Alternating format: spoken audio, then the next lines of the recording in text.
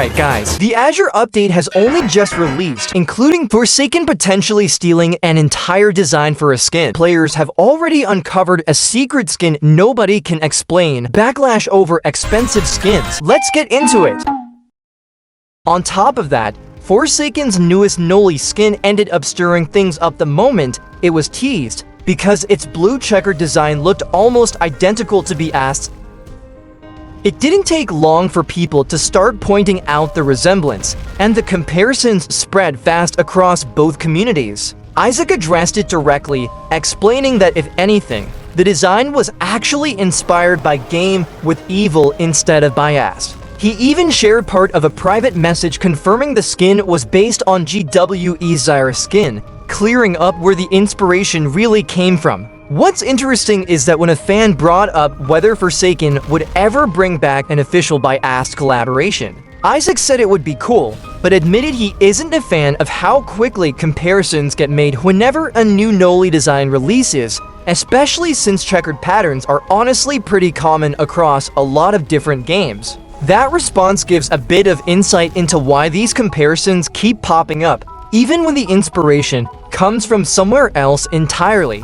A few other community members chimed in too, with one artist joking that their own design looked nearly identical months before this skin was even revealed, showing just how often these kinds of patterns end up getting reused across different games without anyone directly copying each other. At the end of the day, it's less about anyone being in the wrong, and more just an interesting look at how similar design trends keep popping up across completely different communities, especially once checkered patterns and armor themes become popular at the same time. Do you think this ended up being more of a coincidence than anything else?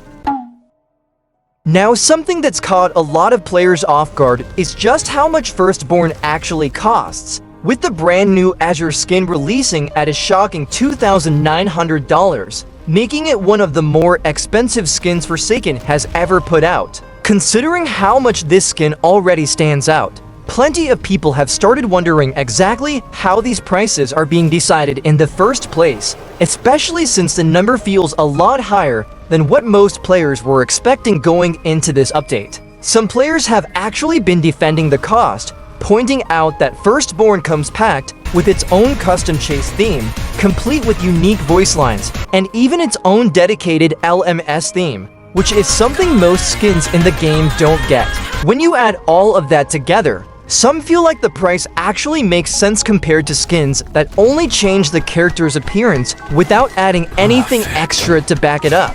Others aren't convinced though, comparing Firstborn directly to skins like Sixer's Memories and 1x1x1x1's pre-redesigned skin, both of which sell for under $1,000 despite being considered just as iconic within the community. To them, the jump to $2,900 feels less like it's reflecting extra content, and more like prices are just steadily climbing update after update, even with the yellow slasher skin becoming the most expensive skin in the entire game. It even comes with a custom chase theme that almost nobody will ever hear in-game because the skin costs an insane $255,255,000. The reason it costs this much is actually a reference to the RGB values for the color yellow, but despite the reference, many players still questioned why Forsaken would release another ridiculously expensive skin that almost nobody can realistically own.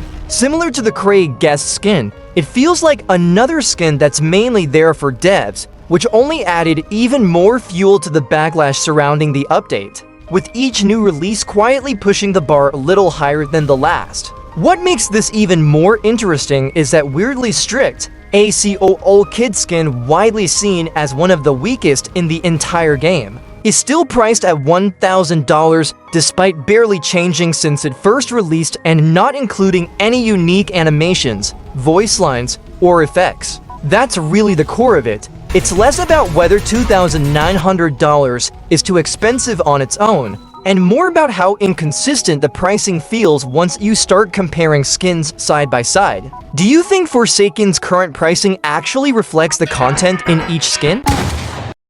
Now, something strange has been happening inside Forsaken's shop, because players have started randomly unlocking a completely secret skin nobody even knew existed. The skin is called Mrs. Big Bucks, and it leans fully into a gangster aesthetic, complete with a fedora. Nobody actually went out and unlocked it on purpose. It just quietly appeared in people's inventories, which immediately turned this into one of Forsaken's stranger mysteries. Because there's no official explanation, the community basically turned this into their own investigation. A huge number of players are saying the skin showed up right after they bought the VIP Game Pass, which quickly became the leading theory. Others are convinced it was actually the Azure Pack that triggered it instead, since that Game Pass also went live recently and plenty of people picked it up around the same time.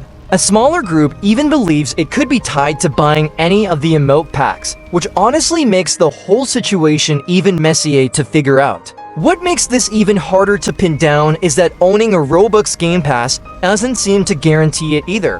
One player claims they bought the VIP Game Pass all the way back in March 2025, long before Forsaken even allowed gifting Game Passes, and they still never got the skin. That detail alone pokes a hole in the theory that it's simply tied to owning any Game Pass, and instead points towards something much more specific, like it only being awarded the very first time you ever spend Robux inside Forsaken on a Game Pass, rather than every purchase afterward. Other players have brought up smaller details too, like whether purchasing multiple Game Passes in the same session changes anything, or if it's actually tied to a specific Robux threshold rather than Game Passes at all. Until the developers actually step in and confirm how it works, players are going to keep buying random Game Passes just hoping to see it pop up. What do you think is actually unlocking this skin? Now that's a lot of damage! So there's a massive character that players have wanted to see return to Forsaken for a very long time, which is Jason, and it looks like we're finally getting closer than ever. While it probably won't be Jason himself because of copyright reasons, Isaac recently teased a brand new hockey mask that looks incredibly similar to the original design while being different enough to avoid any legal issues. Because this was posted in the sub-announcements, but it definitely shows that the developers are still interested in bringing this iconic version of Slasher back in some form. But since it was posted in sub-announcements, some are saying that it is just a joke, but we might still see it. Most players now believe this will become a primordial skin, allowing Jason to return without directly copying the original character. People have even joked that Jason simply changed his hockey mask so he could sneak his way back into Forsaken. Alongside this, the community has already started making concepts for what this skin could eventually look like. One of the best comes from Floppadude, who created an incredible aberrant slasher concept inspired by Jason using a custom hockey mask originally designed by Alexis Funny. The concept perfectly recreates Jason's classic outfit while changing his necrobloxicon as Jason's mother, which fits surprisingly well. Instead of simply being another skin, many players believe this design would work far better as an aberrant skin since those are supposed to represent the original forms of the characters. We've already seen this idea with John Doe, so giving Slasher the same treatment would make a lot of sense. Fans have also suggested taking the concept even further by giving the skin unique weapon progression. Imagine starting with the classic machete before it changes into a pickaxe after your first kill, and then later transforming into a spear after another kill. Small details like this would make the skin feel far more unique while staying faithful to Jason's history. Not only that, two random accounts suddenly started appearing out of nowhere, with one of them being based on Damnation.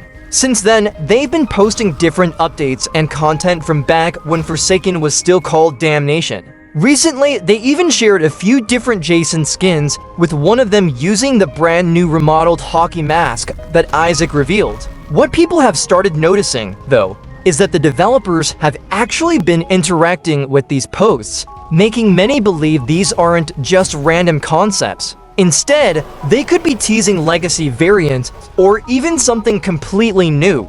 It really lines up with Slasher finally getting his primordial skin, so this could be teased to it dropping. So Forsaken really kept the community busy with all of this. What do you want to see happen next? Subscribe and hit the bell for more Forsakening it.